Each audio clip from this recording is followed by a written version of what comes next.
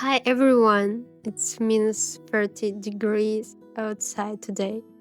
I just got back from work, and you know that? I love winter. Maybe because I'm Russian and we have a special relationship with winter. It's probably time to apologize for my accent. Well, sorry. Yesterday I finished this Draw This in Your Style challenge, an elf girl in a snow globe. I'll show you the result at the end. I promise it turned out beautiful. But if you've been watching my shorts, you've already seen everything. Oh, I haven't introduced myself. My name is Anya. I'm an illustrator from Russia. I work as a presentation designer 5 days a week in an office. And in my free time, I'm drawing a comic that includes Russian myths.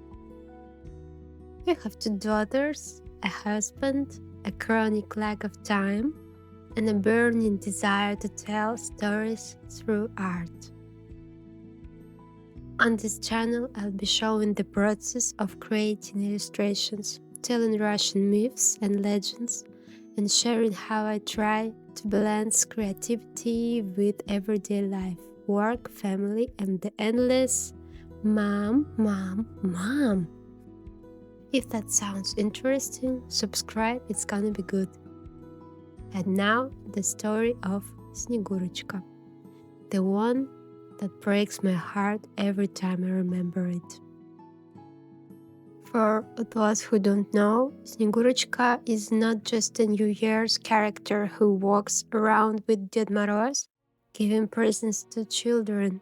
It's much deeper than that. In Russian culture, Snegurochka is an ancient image, a spirit of winter, an ice maiden. There are several versions of her story. One is a folk tale where an old couple sculpts a girl from snow and she comes to life. Another is a 19th century play by Ostrovsky, where Snegurochka is the daughter of Moroz and Spring. This is the version I want to tell you, because it's about all of us, really. So, once upon a time, in the land of eternal winter, lived Ded Moroz, a powerful spirit of cold, harsh, relentless. And one day he met Spring the beautiful. Imagine ice and warmth, cold and life. They shouldn't have been together, but they fell in love, and they had a daughter, Snegurochka, a girl of extraordinary beauty. Pale skin, white hair, eyes like ice. She was beautiful, but completely cold. Not cruel, just cold. She couldn't laugh, couldn't feel joy, sadness, warmth. Her heart was made of snow. Snegurochka lived in the forest with her father. Ded Moroz loved her, but he couldn't teach her to feel.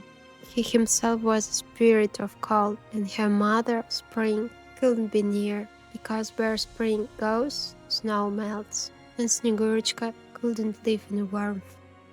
She wandered through the winter forest, played with rabbits and foxes, listened to the sounds, watched the frozen rivers, and she felt not bad, just empty. She didn't know there was another life that was louder, music, embraces, warmth, until one day she heard a song.